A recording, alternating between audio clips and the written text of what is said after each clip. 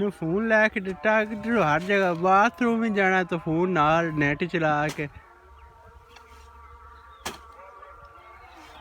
ਪਤਾ ਹੀ ਹੈ ਕਈ ਯਾਰਾ ਕੰਮ ਹੈਗਾ ਫੋਨ ਸਾਈਡ ਤੇ ਰੱਖ ਚਾ ਬਹੁਤ ਜੱਚੀ ਵੱਜਦਾ ਹੁੰਦਾ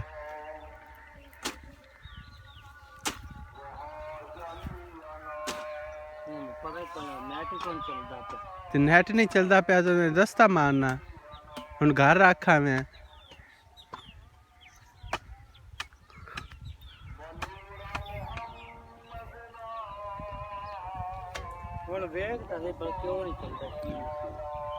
ਓਏ ਪਹਿਲੇ ਬੰਨੇ ਬਣਾ ਲੈ ਵੜ ਅੱਗੂ ਤੂੰ LCD ਬੰਨ ਛੱਡੀ ਹੈਗੀ ਹੈ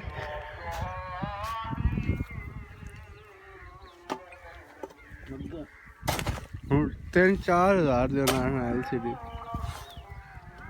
ਮੇਰੇ ਨਾਲ ਉੱਤੇ ਤੂੰ ਪੇਪਰ ਲਵਾਇਆ